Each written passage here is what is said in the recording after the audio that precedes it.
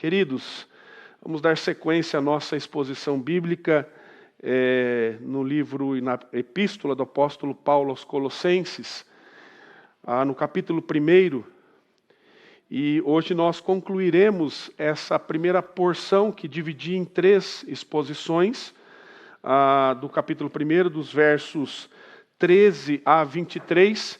E eu quero reler aqui com os irmãos os 3 últimos versículos, que assim nos diz: E a vós outros também, que outrora éreis estranhos e inimigos no entendimento pelas vossas obras malignas, agora, porém, vos reconciliou no corpo da sua carne, mediante a sua morte, para apresentar-vos perante ele santos, inculpáveis e irrepreensíveis, se é que de fato permaneceis na fé, alicerçados e firmes, não vos deixando afastar da esperança do evangelho que ouvistes e que foi pregado a toda criatura debaixo do céu, e do qual eu, Paulo, me tornei ministro. Vamos orar, queridos. Pai, muito obrigado pela tua palavra.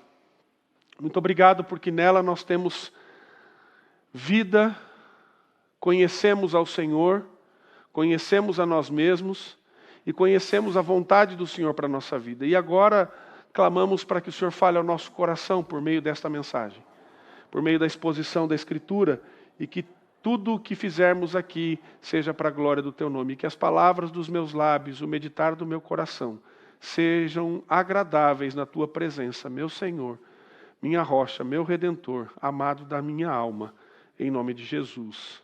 Amém. Queridos, nós temos falado daquilo que Jesus fez por nós, de quem é Jesus e as implicações disso sobre a nossa vida. E a pergunta que eu lhe faço é, de fato, quais são as implicações de você compreender o que as nossas crianças de maneira tão simples, mas profunda falaram aqui? O que Jesus veio fazer neste mundo? Como disse o Samuel, veio morrer na cruz por nós. Por que ele morreu na cruz? Para nos libertar, nos livrar, como disse a Luísa, dos nossos pecados. Qual a implicação disso na sua vida? Qual o impacto que isso tem agora para você? Essa semana presenciei uma situação muito trágica. Estava até conversando com a minha vizinha, né, a nossa irmã Lúcia Tarifa, que também presenciou, inclusive me mandou fotos lá da sacada dela, né, porque nós moramos em prédios vizinhos. E na terça-feira, por volta de umas 5 da tarde, meu filho mais novo, o Bernardo, ele passou mal. Estava meio ruinzinho, vomitou, e aí ficou um cheiro desagradável no quarto que ele estava. A Juliana foi lá, limpou. Aí eu fui abrir a janela. Quando eu abri a janela, eis que vejo na esquina da minha casa uma ambulância do SAMU, polícia, e eu vejo uma manta sobre um corpo. Eu falei, Senhor, aconteceu alguma coisa ali e pelo visto a pessoa faleceu. Depois, curioso que sou, perguntei ao segurança de uma padaria que tem ali na esquina o que tinha acontecido. E segundo ele, um rapaz de 37 anos vinha descendo, passou mal, uma moça tentou ajudá-lo, ele sentou ali na esquina, na frente da padaria, e ali mesmo ele passou mal e veio a óbito. E faleceu. E aí, conversando com o porteiro do prédio, né, porque os porteiros também têm muitas informações, falando sobre o assunto, e eu falei, pois é, rapaz, essa é uma hora difícil, né?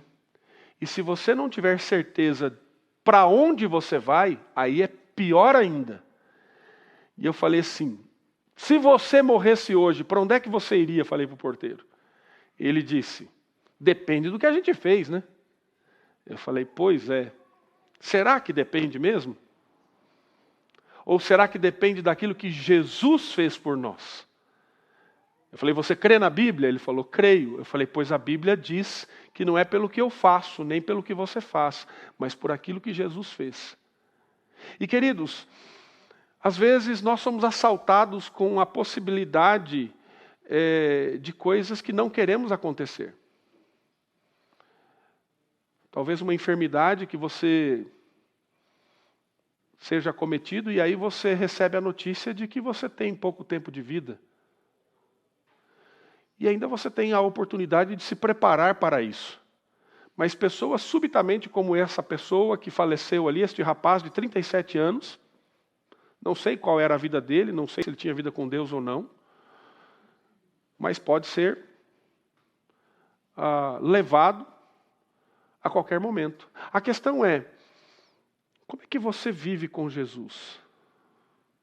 Qual é o impacto da sua vida com Jesus? Se você agora tivesse um mal súbito e falecesse agora, o que aconteceria com você? Você estaria com Jesus? Você estaria na presença de Jesus? Aqui nós temos visto, meus irmãos, aquilo que Jesus fez por nós. Nos 2 primeiros versos dessa parte das Escrituras, dessa perícope, nos versos 13 e 14, nós vimos que fomos libertos do império das trevas e transportados para o reino do Filho do seu amor. Também fomos ali perdoados, recebemos a remissão dos pecados, ou seja, a culpa sobre o pecado que estava na nossa vida, porque nós éramos separados de Deus, foi tirada. Fomos perdoados. Foi isso que Jesus fez por nós. Ele veio a este mundo, se encarnou, habitou entre nós, cheio de graça e de verdade, foi à cruz do Calvário, morreu pelos nossos pecados, tirando assim a culpa do pecado. Por isso, eu não posso fazer nada para a minha salvação. Porque Ele fez. Porque eu não conseguiria salvar a mim mesmo. Então, na conversa com o meu porteiro lá do prédio, não é o que eu e você fazemos, mas é aquilo que Jesus fez por nós. Mas nós vimos também, nessa exposição, quem é Jesus. Não só o que Ele fez, mas quem Ele é. Vimos que Ele é a imagem do Deus invisível. Nunca ninguém viu a Deus, mas Deus se revela na pessoa do Filho. Ele é a imagem do Deus invisível. Nele, em Jesus, tudo foi criado. É o Senhor da criação, como cantamos aqui. Ele é antes de todas as coisas. Nele tudo subsiste. Ele é o primogênito e ressuscitou e nos reconciliou com Ele mesmo, para que agora possamos ter um relacionamento com Jesus e termos uma nova vida. E então, nós temos aqui falado sobre a supremacia de Cristo. E aqui agora vemos o apóstolo Paulo, então, depois de mostrar quem é Jesus, o que Jesus fez, quem é Jesus, nós vemos ele aplicando essa realidade à nossa vida e na vida dele também. E eu quero olhar para esse texto e aqui ver 3 questões que me chamam a atenção e eu gostaria de compartilhar com você nesta manhã. A primeira delas está lá no verso 21 que nós lemos, que diz, e a vós outros também, que outrora éreis estranhos e inimigos no entendimento pelas vossas obras malignas. O que Paulo está dizendo aqui é que eu e você, antes de Cristo, éramos estranhos. Ou seja, não éramos do convívio, não éramos próximos, éramos estranhos. E o texto diz que éramos estranhos a tudo isso que nós vimos nos versos anteriores e nas exposições que já realizamos nas 2 últimas exposições aqui. Se você não assistiu, ou não presenciou, não ouviu essas exposições, eu convido você para que vá no nosso canal do YouTube e reveja essas 2 mensagens. Mas de coração alegre, o apóstolo Paulo, então, ele testifica que agora os colossenses, vamos nos lembrar que Epáfras tinha ido até Roma, onde Paulo estava preso, e agora ele fala dos problemas que eles estavam enfrentando, e especialmente falsos mestres que proclamavam ali o gnosticismo, e Agora Paulo então escreve essa carta para orientar esses irmãos. Por isso que ele mostra o que Jesus fez, quem Jesus é, e vocês vão se lembrar daquilo que eu disse, que quando ele quer combater a falsidade, ele ensina a verdade. É isso que Paulo está fazendo. Então por isso que ele mostra quem é Jesus. E aí ele diz que os colossenses, esses irmãos em Cristo, haviam se tornado recipientes dessa maravilhosa dádiva da reconciliação. Uma reconciliação que para os corações daqueles que recebem a Cristo tem um sentido maravilhoso, lindo e íntimo do que qualquer outra coisa, do que as pessoas pensam sobre Jesus. Porque, veja, você que foi regenerado, alcançado por Cristo, a implicação prática disso é maravilhosa, querido, é extraordinária. Porque você conhece quem é Jesus. Você que está conhecendo Jesus agora, você está vendo aquilo que Ele é, aquilo que Ele tem feito. Então o impacto disso é maravilhoso. E Paulo então nos lembra da grande mudança que acontece na nossa vida, que aconteceu na vida desses irmãos lá em Colossos. E essa lembrança, ela tem um propósito. No capítulo 3 de Colossenses, verso de número 7, nós lemos na nossa liturgia, diz assim: ora, nestas mesmas coisas andastes vós também, noutro tempo, quando vivíeis nelas. Ou seja, anteriormente nós tínhamos um estilo de vida, uma vida marcada pelo pecado, uma vida longe de Cristo, mas agora não mais. E o apóstolo Paulo, o que ele faz? Ele está dizendo assim, vocês eram estranhos, vocês viviam longe de Deus, mas agora não mais. Vocês foram separados para Cristo. Vocês estavam alienados da comunidade do Senhor, estranhos aos pactos da promessa, sem esperança, sem Deus no mundo, bem longe, separados, obscurecidos no entendimento, alienados da vida de Deus. Era assim que vivíamos, longe de Jesus. E esse estado de estranheza, entretanto, não era devido simplesmente à ignorância ou à inocência. E uma coisa importante que nós temos que entender aqui: não existe ímpio inocente. Não pense que aquele que não conhece a Jesus é inocente, ele é culpado pelo seu pecado. Todos nós somos culpados. Éramos estranhos e hostis na disposição do nosso coração. Era por nossa própria culpa que tínhamos estado e permanecido bem longe, separados. Porque no fundo, queridos, quando nós vivemos para nós mesmos, sabe o que acontece? Nós negamos a Deus. Talvez você diga assim, eu não odeio a Deus, mas com a sua vida longe de Deus, você mostra que odiava a Deus. É assim que vive o ímpio. E quando Deus, por meio da consciência e por meio da sua revelação na natureza e da grande história da redenção, até certo ponto, nos mostra quem Ele é, se dá a conhecer, agora nós somos libertos de nós mesmos e dessa maldade. Então, essa hostilidade humana é inexcusável, que é, por natureza, a condição do pecador. E o pecador merece o quê? Ele merece a ira de Deus. Ele merece a condenação. Então, pastor, aquele rapaz que faleceu aqui na Raul Pompeia essa semana, se ele não conheceu esse Jesus, o que acontece com ele? Ele tem a possibilidade de estar com Deus? Segundo a Escritura, não. Não. Porque se não formos regenerados em Cristo, transformados pela graça redentora, vamos receber a ira de Deus por nossa própria culpa e estaremos separados de Deus. Ou seja, a pessoa que não conhece a Jesus, que não vive com Jesus, que não entregou a sua vida a Jesus, receberá a ira de Deus e a condenação eterna. É uma mensagem dura, difícil. Eu lutei com isso por muitos anos, meus irmãos. Porque eu tinha na minha casa um pai que não era convertido. E eu via a possibilidade deste homem morrer e ir para o inferno. Isso arrasava, arrebentava o meu coração. Me quebrava completamente. Porque eu desejava que o meu pai fosse transformado pela graça de Deus. E pregava o evangelho, falava do amor de Deus, e proclamava Jesus a ele. mas ele não era tocado pelo Espírito Santo. Até que 6 meses antes da sua morte, o Senhor fez uma obra maravilhosa na vida do meu pai. E Deus o transformou.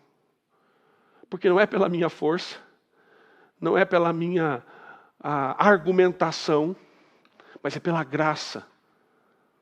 Eu, minhas irmãs, minha mãe, oramos por meu pai. Minha mãe orou mais de 30 anos pelo meu pai. E Deus, por sua infinita graça, o transformou. Mas se não o tivesse transformado, ele estaria nesse momento, infelizmente, no inferno. Pela graça, cremos nisso. Então, por natureza, os pecadores são filhos da ira. E se você for para Colossenses, capítulo 3, dos versos 5 a 9, nós temos ali uma lista bem escancarada das nossas paixões pelas coisas desta terra, pelas coisas deste mundo. E a nossa disposição interior, natural, sem Cristo, sem a ação do Espírito, é aversão a Deus. Sabe por quê? Porque a palavra de Deus nos confronta com o nosso pecado. E aí, o texto diz que nós éramos estranhos a Deus, por quê? Nós éramos estranhos e inimigos, não só estranhos, mas nós éramos inimigos no entendimento. Por quê? Pelas nossas obras malignas. Ah, mas esse texto não está falando de mim não, pastor, porque eu não sou tão mal assim. Será que não? Será que não, irmão? Graças a Deus que Jesus transformou o nosso coração. Agora, tudo isso, segundo o apóstolo Paulo, havia passado. Pelo menos basicamente, por meio do sangue do Filho do amor de Deus, a paz agora é estabelecida. Então o Filho do amor de Deus, em seu corpo, em sua carne, nos reconcilia. Porque ele vai à cruz. E por meio da sua morte, esse instrumento, ele produz um retorno glorioso à presença do Pai. Então, agora nós temos a informação, nós temos a consciência daquilo que Jesus fez por nós. E aí a graça de Deus nos transforma e o Espírito Santo trabalha em nós. E aí, então, nós vemos a reconciliação. Então o apóstolo Paulo fala que nós éramos estranhos e inimigos, mas agora fomos reconciliados, verso 22. Agora, porém, vos reconciliou no corpo da sua carne, mediante a sua morte, para apresentar-vos perante ele, santos, inculpáveis e irrepreensíveis. A condição a qual a graça traz o pecador resgatado é naturalmente muito melhor do que aquela anterior à queda. Porque pela graça soberana de Deus, o pródigo retorna ao lar em relação ao qual ele era um estranho. E esse é o significado de reconciliação. Pela morte e a expiação de Cristo, pela morte expiatória de Cristo, Deus é reconciliado com o pecador e o pecador com Deus. Nós temos essa reconciliação. O Deus reconciliado justifica o pecador que aceita a reconciliação pela ação sobrenatural do Espírito Santo, que opera no seu coração, e que o pecador deixa também de lado a sua infiel alienação a Deus, e agora participa dos frutos dessa perfeita expiação de Cristo, deste relacionamento, dessa intimidade. E veja comigo, o apóstolo Paulo ele usa uma expressão interessante. Em seu corpo de carne. Verso 21, ele diz: e a vós outros também, que outrora eres estranhos e inimigos no entendimento, pelas vossas obras malignas. 22, agora porém vos reconciliou no corpo da sua carne. No corpo da sua carne. A ideia é que o Cristo encarnado, perfeito, na sua carne, encarnado, ele satisfez todas as exigências da lei e suportou todos os castigos e pagou o preço que era necessário para essa reconciliação. Então, por que é que eu não consigo salvar a mim mesmo e você não consegue salvar a você mesmo? Porque nós não temos esse poder. Porque nós somos pecadores. Mas o Cordeiro de Deus que tira o pecado do mundo, perfeito, veio e pagou o preço que era necessário. Agora, uma pergunta é respondida aqui no restante desse versículo. Qual é o propósito dessa reconciliação? Por que Deus nos reconcilia? Só para nos libertar do inferno? Para nos dar um seguro? Não, agora eu recebi um seguro, está aqui a minha apólice de seguro. Olha, se o diabo vier aqui, eu falo, não me leva não, hein? Eu estou aqui, eu estou segurado. O seguro aqui é bom. E é o sangue de Cristo que me liberta do inferno. Não vem não, Satanás, sai daqui. E aí acabou? É para isso? Então você recebe a Jesus para não ir para o inferno? Não, querido. Não é para isso. Olha o que o texto diz. Ele nos reconciliou para nos apresentar perante Ele, perante o Senhor como santos, como inculpáveis, como irrepreensíveis. O propósito de Deus é muito mais profundo do que o meu de ter apenas um seguro contra o inferno. É muito mais profundo, meu amado. Então, a ideia de santo, e preste muita atenção nisso, é limpo de todo o pecado e separado inteiramente para Deus e para o seu serviço. Inculpável é sem culpa nenhuma, porque um sacrifício perfeito foi feito por nós. Irrepreensível, completamente acima de qualquer censura. E essa apresentação, ela tem um caráter escatológico, porque ela aponta para a grande consumação, quando Jesus retornar sobre as nuvens em glória. E aí ele completará a sua obra. Nós teremos essa realidade plenamente realizada no último dia. Entretanto, eu e você já desfrutamos dessas bênçãos agora. Já somos separados. Já não precisamos mais carregar a culpa do pecado, porque o Senhor nos libertou. E Ele nos torna irrepreensíveis diante dEle pela ação do Espírito Santo. E aí nós podemos desfrutar concretamente dessa reconciliação. Quais são as implicações disso para agora? Primeira coisa, querido, essa reconciliação me mostra que eu tenho um relacionamento com Deus. Como nós falamos aqui com as crianças, nós podemos conversar com Deus. Nós podemos orar ao Senhor. Nós temos relacionamentos, nós não somos mais estranhos. Agora, nós fomos separados deste mundo.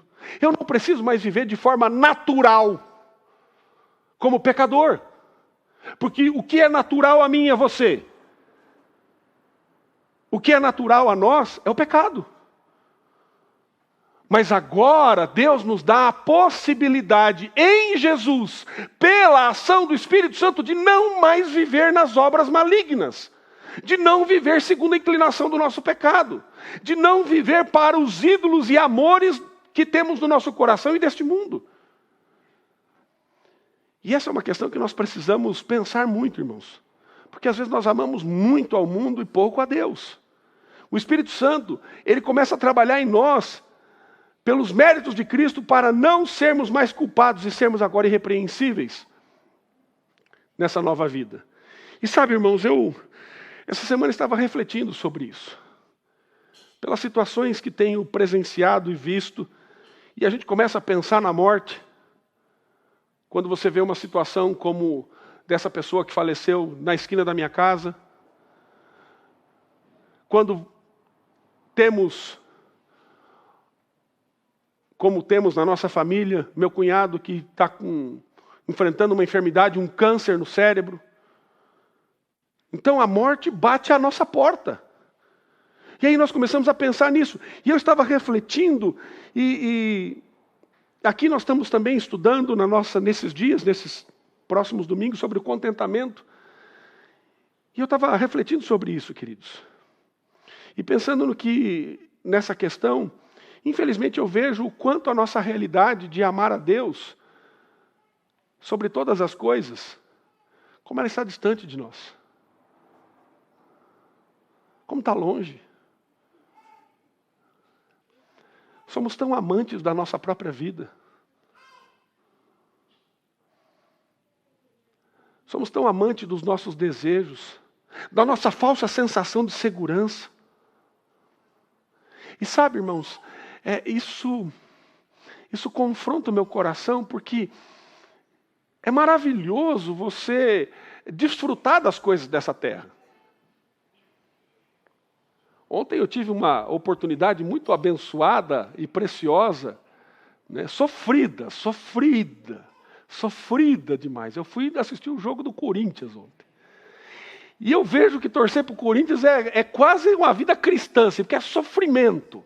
É sofrimento. E estava ali ganhando e falou assim, vamos ganhar. Daqui a pouco, não, o time faz gol. Então é sofrido. Agora, foi muito bom estar ali, foi gostoso estar ali torcendo para o meu time, ainda mais que ganhou, né? Então ficou melhor ainda. E o Palmeiras está fora agora, ficou melhor ainda. Então, aí você olha para essas coisas da terra e você fala assim, que gostoso estar ali. Só que isso não é um fim em si mesmo, amados. Eu não posso amar mais o Corinthians do que a Deus.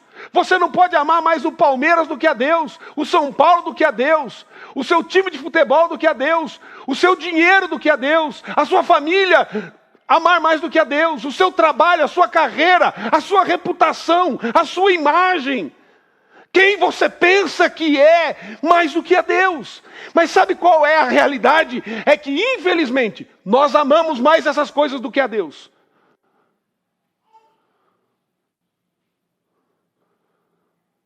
Nós amamos mais essas coisas do que a Deus. E é triste, queridos.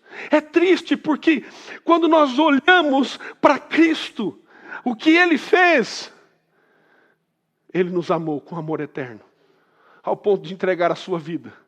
E sabe o que Deus permite na nossa vida? Ele permite que a nossa vida seja abalada. Ele permite que a nossa vida seja balançada às vezes. E nos faz deparar com situações adversas, terríveis, ruins. Para que a gente possa pensar assim, espera um pouquinho. Não é bem assim a coisa. Então, aí nós fazemos o quê? Nós voltamos os nossos olhos para aquele que é superior a todas essas paixões do mundo. Entenda, querido, tem coisa que não é para você mesmo. Mas Deus, Ele criou as coisas boas desta terra. Mas estas coisas boas da terra, como eu tenho sempre dito aqui, são apenas sinais que apontam para a glória de Deus. Não é o fim em si mesmo. Então, o seu trabalho é bênção. O dinheiro que você recebe é maravilhoso. A sua família é dada por Deus. Você tem que desfrutar disso sim. Os seus filhos são herança do Senhor. São bênção. A sua esposa é bênção do Senhor na sua casa, meu irmão. O seu marido é bênção. Seus pais. Só que a nossa vida não pode ter destas bênçãos que o Senhor nos dá o lugar de adoração. Porque nós temos que adorar a Deus. E aí o problema é que o natural para nós é amar essas coisas, é ter uma vida marcada pelo pecado. Porém, meus amados, não precisa ser assim. Porque o Senhor nos criou para sermos santos e irrepreensíveis, nós somos reconciliados com Ele. E aí, por último, nós vemos que agora nós, para vivermos essa vida, temos que viver pela fé. Temos uma vida marcada pela fé. Se é que permaneceis na fé, alicerçados e firmes, não vos deixando afastar na esperança do Evangelho, que ouvistes e que foi pregado a toda criatura debaixo do céu, do qual eu, Paulo, me tornei ministro, diz o verso de número 23. Uma questão importante, e precisa ser destacada aqui, é que é necessário preencher uma condição nessa vida. Se vocês verdadeiramente permanecerem na fé, alicerçados e firmes, a preservação divina pressupõe a preservação humana. A perseverança prova que o genuíno caráter da fé é, portanto, indispensável à salvação. E aqui nós vemos a doutrina da perseverança dos santos. Ninguém pode permanecer na fé pela sua própria força. É necessária a graça que nos capacita para vivermos na presença de Deus. Entretanto, isso não cancela a nossa responsabilidade, o nosso esforço, a nossa diligência.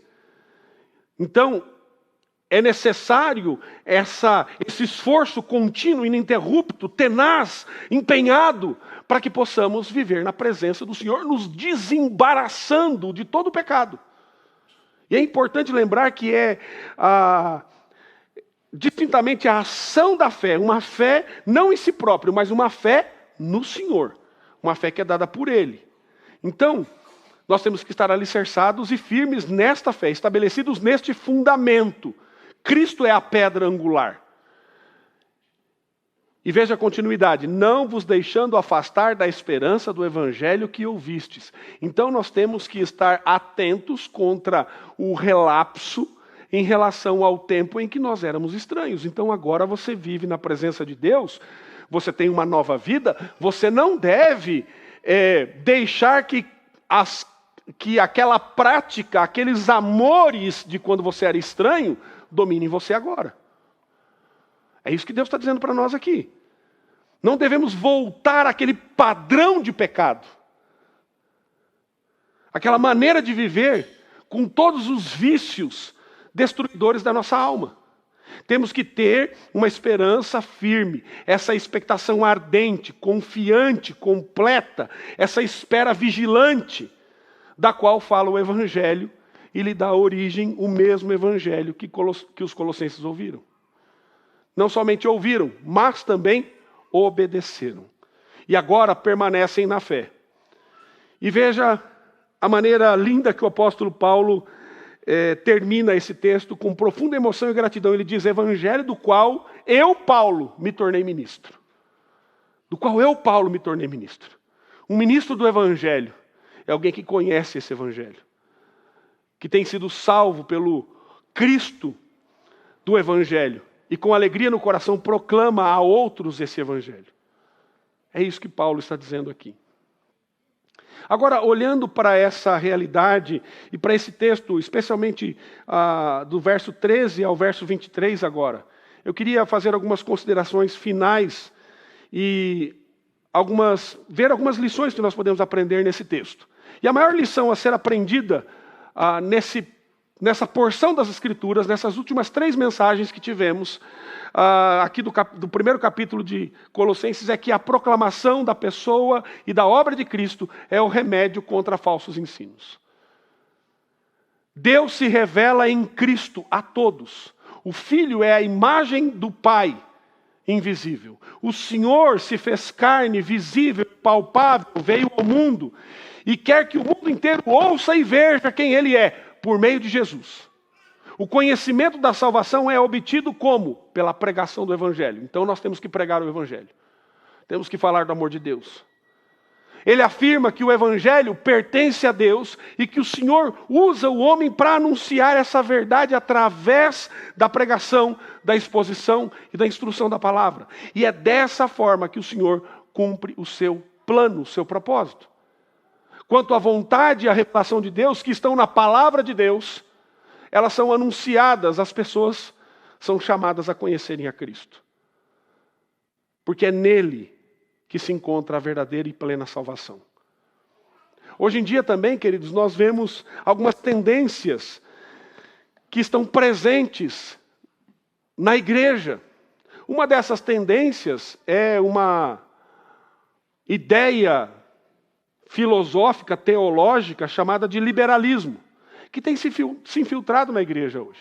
O liberalismo, ele diz que a Bíblia não é a palavra de Deus. São pessoas que se dizem cristãs, mas negam a plena divindade de Cristo. Para elas, Jesus foi apenas um bom homem. Um homem que viveu na história, quem sabe o melhor de todos. Jesus, para eles, não era Deus. Jesus era Deus somente no sentido de que ele tinha, olha só o que eles dizem, a profunda consciência de ser Deus. Confiava em Deus e falava com Ele, mas não porque fosse um com o Pai, porque compartilhasse da mesma essência. Então, os liberais, eles negam a divindade de Cristo e enfatizam apenas a sua humanidade. E recentemente eu disse aqui que certo pastor muito conhecido, de uma igreja de notoriedade, disse que o Deus encarnado não é o Cristo divino. Ou seja, essa doutrina, dizendo que o Pai e o Filho e o Espírito não são um. Então, os liberais, eles são herdeiros do mesmo problema que Paulo estava enfrentando lá nos dias dos Colossenses, dos gnósticos, dentro dessa tradição antiga. Então, atualmente, é possível você encontrar, infelizmente, professores de teologia em algumas faculdades, em alguns seminários, algumas universidades que ensinam que Jesus não era Deus. Assim como eu acabei de citar, alguns pastores pregando de alguns púlpitos. E se você não conhecer a verdade da palavra, especialmente um texto como esse, quando você olha para um texto desse, conhecendo a verdade, não tem como você dizer que Cristo não é um com o Pai. Então, Colossenses é um bom remédio para quem deseja confrontar essas mentiras que alguns professores e pastores adeptos do liberalismo teológico têm dito e que negam a divindade de Jesus. Outra tendência que pode ser confrontada com os ensinos de Paulo aqui nessa carta é a invasão do paganismo nas igrejas. Com eles, vêm as ideias místicas de uma espiritualidade pragmática, relacionada com uma série de atitudes e práticas que não condizem com o Evangelho. E aí nós vemos aí, nos programas televisivos, práticas que são estranhas à Escritura. Paulo mostra que nós temos que olhar para Cristo. E até algumas décadas atrás, por exemplo, quando nós tínhamos que confrontar seitas, nós confrontávamos as seitas tradicionais, como o mormonismo, o adventismo, as testemunhas de Jeová. Mas hoje, nós temos aí as seitas que são chamadas de igrejas evangélicas, que são as seitas neopentecostais, que possuem um linguajar evangélico, usam a Bíblia, fazem culto nos moldes dos encontros evangélicos. No entanto, eles propagam outro evangelho. Um evangelho que não exalta a pessoa de Cristo, que não fala da sua plenitude, nem da sua obra redentiva, e da sua primazia, da sua supremacia. Tudo para eles gira o quê? Em torno de bênçãos materiais. E aí eles lançam práticas que são absurdas. Absurdas. Já não podem mais ser chamadas de igrejas evangélicas, porque eles estão longe da Escritura. E a carta aos Colossenses, ela mostra claramente para nós como nós devemos viver. A carta aos Colossenses também é um bom remédio para esse tipo de prática pseudo-cristã, que se diz cristã, mas na verdade não é. Parece. Lembra da propaganda? Parece, mas não é. Parece, mas não é. Por fim, queridos, nós precisamos analisar o que nós cremos. Quem é Jesus de verdade para você? Quem é Jesus para nós? Cremos de todo o coração no que o apóstolo Paulo diz acerca de Cristo? Aquilo que vimos aqui? Cremos que Jesus é a imagem do Deus invisível, que nele reside toda a plenitude, que por meio do seu sangue o Pai nos reconciliou com ele e consigo todas as coisas, que Jesus é suficiente para todas as coisas. E mais, será que ele é o centro da sua vida? Ele é o Senhor da sua história? Você o adora, o ama e crê nele? Você deseja de fato servi-lo e viver para a sua glória? Onde o Senhor Jesus está na sua vida hoje, querido? As respostas a essas perguntas vão dar a você uma boa percepção de como anda o seu relacionamento com Deus, a sua vida com Jesus. Que o Senhor nos dê graça e que Ele nos fortaleça para que possamos de fato crer em Jesus e descansar na sua graça redentora. Que o Senhor nos abençoe em nome de Jesus. Amém.